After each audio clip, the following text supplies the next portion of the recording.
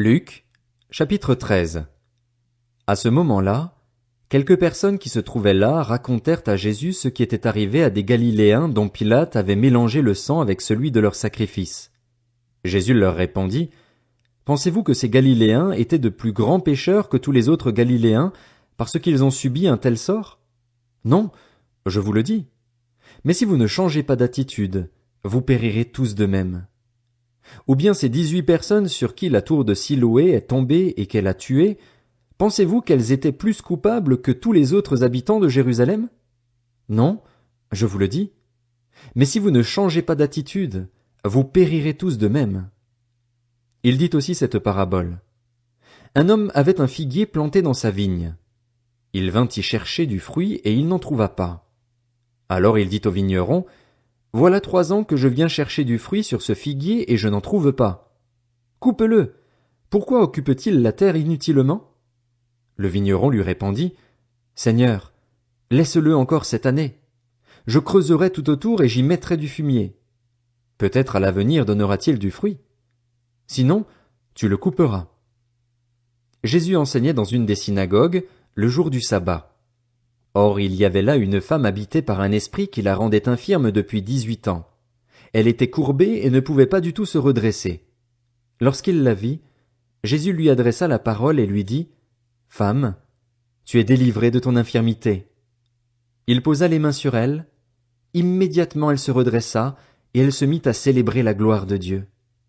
Mais le chef de la synagogue, indigné de ce que Jésus avait fait une guérison un jour de sabbat, dit à la foule, « Il y a 6 jours pour travailler.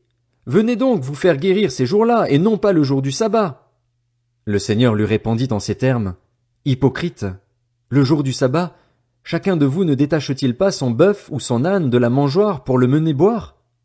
Et cette femme, qui est une fille d'Abraham et que Satan tenait attachée depuis 18 ans, ne fallait-il pas la délivrer de cette chaîne le jour du sabbat? » Ces paroles remplirent de honte tous ses adversaires, et la foule entière se réjouissait de toutes les merveilles qu'il faisait. Il dit encore, « À quoi le royaume de Dieu ressemble-t-il et à quoi le comparerai-je? Il ressemble à une graine de moutarde qu'un homme a prise et plantée dans son jardin. Elle pousse, devient un grand arbre, et les oiseaux du ciel habitent dans ses branches. » Il dit encore, « À quoi comparerai-je le royaume de Dieu? Il ressemble à du levain qu'une femme a pris et mis dans 3 mesures de farine pour faire lever toute la pâte. » Jésus traversait les villes et les villages, et il enseignait en faisant route vers Jérusalem. Quelqu'un lui dit, « Seigneur, n'y a-t-il que peu de gens qui soient sauvés? » Il leur répondit, « Efforcez-vous d'entrer par la porte étroite. En effet, je vous le dis, beaucoup chercheront à entrer et ne le pourront pas. Quand le maître de la maison se sera levé et aura fermé la porte, vous qui êtes dehors, vous commencerez à frapper à la porte en disant, « Seigneur, Seigneur, ouvre-nous !» Il vous répondra, « Je ne sais pas d'où vous êtes. » Alors vous vous mettrez à dire, « Nous avons mangé et bu devant toi, et tu as enseigné dans nos rues. » Il répondra, « Je vous le dis, je ne sais pas d'où vous êtes. Éloignez-vous de moi, vous tous qui commettez l'injustice. » C'est là qu'il y aura des pleurs et des grincements de dents, quand vous verrez Abraham, Isaac, Jacob et tous les prophètes dans le royaume de Dieu et que vous serez jetés dehors. On viendra de l'est et de l'ouest, du nord et du sud, et l'on se mettra à table dans le royaume de Dieu. Certains parmi les derniers seront les premiers, et d'autres parmi les premiers seront les derniers. Ce même jour, des pharisiens vinrent lui dire, « Va-t'en, pars d'ici, car Hérode veut te faire mourir. » Il leur répondit, « Allez dire à ce renard, voici, je chasse les démons et je fais des guérisons aujourd'hui et demain, et le 3e jour j'aurai fini. Mais il faut que je poursuive ma route aujourd'hui, demain et le jour suivant, car il ne convient pas qu'un prophète meure ailleurs qu'à Jérusalem. Jérusalem, Jérusalem, toi qui tues les prophètes et qui lapides ceux qui te sont envoyés, combien de fois j'ai voulu rassembler tes enfants comme une poule rassemble sa couvée sous ses ailes, et vous ne l'avez pas voulu. Voici que votre maison vous sera laissée déserte. Je vous le dis, vous ne me verrez plus jusqu'à ce que vienne le temps où vous direz, « Béni soit celui qui vient au nom du Seigneur. » Luc, chapitre 14. Un jour de sabbat, Jésus était allé dans la maison de l'un des chefs des pharisiens pour prendre un repas, et les pharisiens l'observaient. Or un homme rempli d'œdème se trouvait devant lui. Jésus prit la parole et dit aux professeurs de la loi et aux pharisiens, « Est-il permis ou non de faire une guérison le jour du sabbat ?» Ils gardèrent le silence. Alors Jésus toucha le malade, le guérit et le renvoya. Puis il leur dit, « Lequel de vous, si son fils ou son bœuf tombe dans un puits, ne l'en retire pas aussitôt, même le jour du sabbat ?» Et ils furent incapables de répondre à cela. Il adressa ensuite une parabole aux invités, en voyant qu'ils choisissaient les meilleures places. Il leur dit, « Lorsque tu es invité par quelqu'un à des noces, ne te mets pas à la meilleure place, de peur qu'il n'y ait parmi les invités une personne plus importante que toi et que celui qui vous a invité l'un et l'autre ne vienne te dire, « Laisse-lui la place !» Tu aurais alors la honte d'aller occuper la dernière place. Mais lorsque tu es invité, va te mettre à la dernière place, afin qu'au moment où celui qui t'a invité arrive, il te dise, « Mon ami, monte plus haut !» Alors tu seras honoré devant tous ceux qui seront à table avec toi. En effet, toute personne qui s'élève sera abaissée, et celle qui s'abaisse sera élevée. Il dit aussi à celui qui l'avait invité, « Lorsque tu organises un dîner ou un souper, n'invite pas tes amis, ni tes frères, ni tes parents, ni des voisins riches, de peur qu'ils ne t'invitent à leur tour pour te rendre la pareille. Lorsque tu organises un festin, invite au contraire des pauvres, des estropiés, des boiteux, des aveugles, et tu seras heureux, car ils ne peuvent pas te rendre la pareille. En effet, cela te sera rendu à la résurrection des justes. » Après avoir entendu ces paroles, un de ceux qui étaient à table dit à Jésus, « Heureux celui qui prendra son repas dans le royaume de Dieu. » Jésus lui répondit, « Un homme organisa un grand festin et invita beaucoup de gens. À l'heure du festin, il envoya son serviteur dire aux invités, « Venez, car tout est déjà prêt. » Mais tous sans exception se mirent à s'excuser. Le premier lui dit, « J'ai acheté un champ et je suis obligé d'aller le voir. Excuse-moi, je t'en prie. » Un autre dit, « J'ai acheté 5 paires de bœufs et je vais les essayer. Excuse-moi, je t'en prie. » Un autre dit, « Je viens de me marier, c'est pourquoi je ne peux pas venir. » À son retour, le serviteur rapporta ces paroles à son maître. Alors le maître de la maison, en colère, dit à son serviteur, « Va vite sur les places et dans les rues de la ville et amène ici les pauvres, les estropiés, les aveugles et les boiteux. » Le serviteur dit, « Maître, ce que tu as ordonné a été fait et il reste encore de la place. » Le maître dit alors au serviteur, « Va sur les chemins et le long des haies, et ceux que tu trouveras, oblige-les à entrer, afin que ma maison soit remplie. » En effet, je vous le dis, aucun de ces hommes qui avaient été invités ne goûtera de mon festin. De grandes foules faisaient route avec Jésus. Il se retourna et leur dit, « Si quelqu'un vient à moi sans me préférer à son père, sa mère, sa femme, ses enfants, ses frères et ses sœurs, et même à sa propre vie, il ne peut pas être mon disciple. Celui qui ne porte pas sa croix et ne me suit pas ne peut pas être mon disciple. En effet, si l'un de vous veut construire une tour, il s'assied d'abord pour calculer la dépense et voir s'il a de quoi la terminer. Autrement, si après avoir posé les fondations il ne peut pas la terminer, tous ceux qui le verront se mettront à se moquer de lui en disant « Cet homme a commencé à construire, et il n'a pas pu finir. » De même, si un roi part en guerre contre un autre roi, il s'assied d'abord pour examiner s'il peut, avec 10 000 hommes, affronter celui qui vient l'attaquer avec 20 000.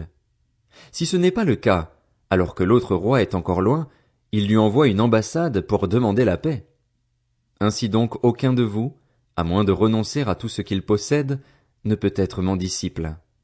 Le sel est une bonne chose, mais si le sel perd sa saveur, avec quoi la lui rendra-t-on? Il n'est bon ni pour la terre, ni pour le fumier. On le jette dehors. Que celui qui a des oreilles pour entendre, entende. Luc, chapitre 15. Tous les collecteurs d'impôts et les pécheurs s'approchaient de Jésus pour l'écouter. Mais les pharisiens et les spécialistes de la loi murmuraient, disant, « Cet homme accueille des pécheurs et mange avec eux. » Alors il leur dit cette parabole, « Si l'un de vous a 100 brebis et qu'il en perd une, ne laisse-t-il pas les 99 autres dans le désert pour aller à la recherche de celle qui est perdue jusqu'à ce qu'il la retrouve? Lorsqu'il l'a retrouvée, il la met avec joie sur ses épaules et, De retour à la maison, il appelle ses amis et ses voisins et leur dit « Réjouissez-vous avec moi, car j'ai retrouvé ma brebis qui était perdue. » De même, je vous le dis, il y aura plus de joie dans le ciel pour un seul pécheur qui se repent que pour 99 justes qui n'ont pas besoin de changer d'attitude. Ou bien, si une femme a 10 pièces d'argent et qu'elle en perd une, ne va-t-elle pas allumer une lampe, balayer la maison et chercher avec soin jusqu'à ce qu'elle la retrouve?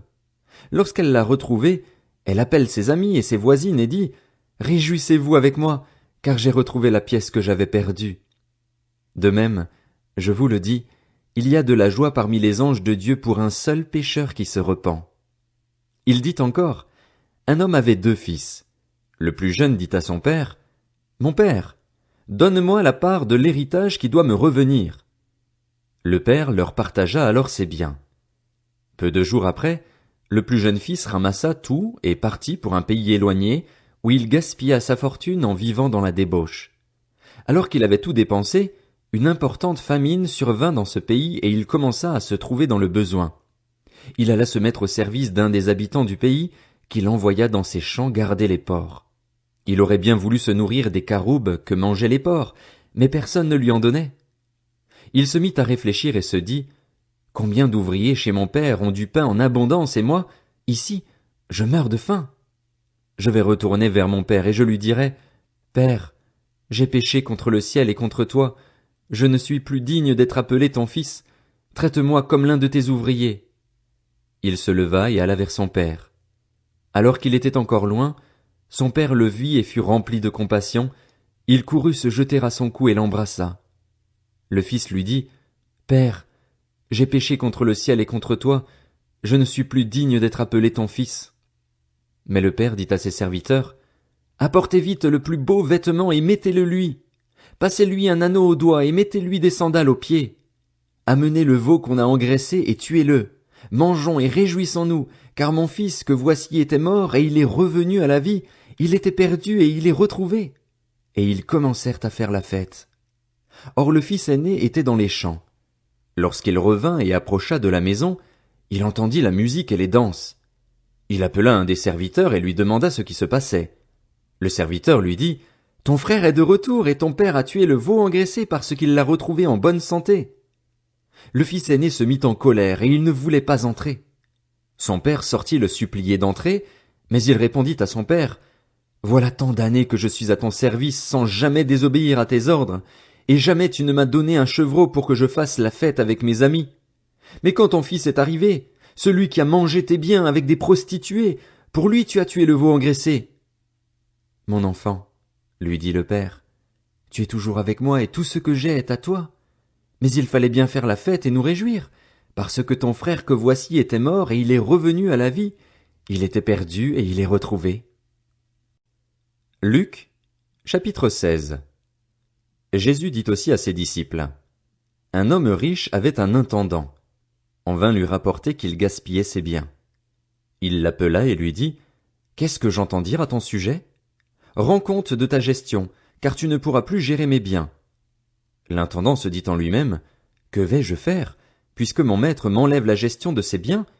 Travailler la terre? Je n'en ai pas la force. Mendier? J'en ai honte. Je sais ce que je ferai pour qu'il y ait des gens qui m'accueillent chez eux quand je serai renvoyé de mon emploi. » Il fit venir chacun des débiteurs de son maître et dit au premier, « Combien dois-tu à mon maître? »« Je dois 100 tonneaux d'huile d'olive, » répondit-il. Il lui dit, « Voici ton reçu, assieds-toi vite et écris 50. » Il dit ensuite à un autre, « Et toi, combien dois-tu? »« Je dois 100 mesures de blé, » répondit-il. Et il lui dit, « Voici ton reçu, écris 80. » Le maître fit l'éloge de l'intendant malhonnête à cause de l'habileté dont il avait fait preuve. En effet, les enfants de ce monde sont plus habiles vis-à-vis de leur génération que ne le sont les enfants de la lumière. Et moi, je vous dis, faites-vous des amis avec les richesses injustes, afin qu'ils vous accueillent dans les habitations éternelles lorsqu'elles viendront à vous manquer. Celui qui est fidèle dans les petites choses l'est aussi dans les grandes, et celui qui est malhonnête dans les petites choses l'est aussi dans les grandes. Si donc vous n'avez pas été fidèle dans les richesses injustes, qui vous confiera les biens véritables? Et si vous n'avez pas été fidèle dans ce qui est à autrui, qui vous donnera ce qui est à vous? Aucun serviteur ne peut servir deux maîtres, car ou il détestera le premier et aimera le second, ou il s'attachera au premier et méprisera le second. Vous ne pouvez pas servir Dieu et l'argent. En entendant tout cela, les pharisiens qui aimaient l'argent se moquaient de lui.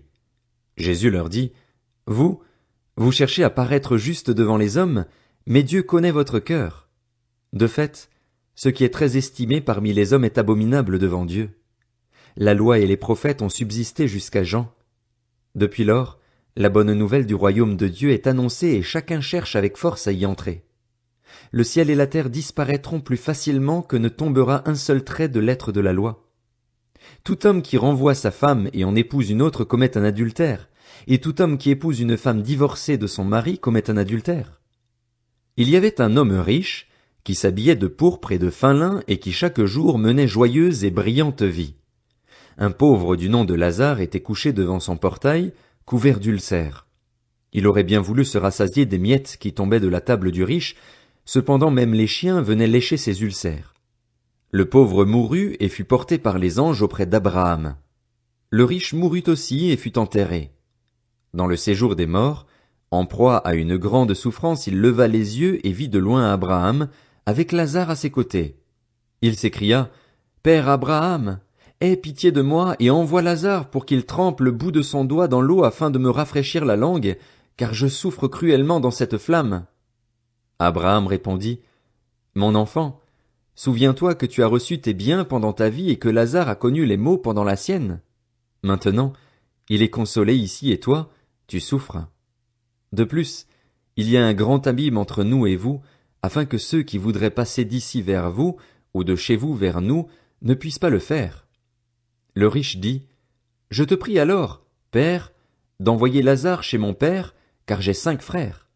C'est pour qu'ils les avertissent, afin qu'ils n'aboutissent pas, eux aussi, dans ce lieu de souffrance. » Abraham lui répondit, « Ils ont Moïse et les prophètes, qu'ils les écoutent. » Le riche dit, « Non, Père Abraham, mais si quelqu'un vient de chez les morts vers eux, ils changeront d'attitude. » Abraham lui dit alors, « S'ils n'écoutent pas Moïse et les prophètes, ils ne se laisseront pas persuader, même si quelqu'un ressuscite. »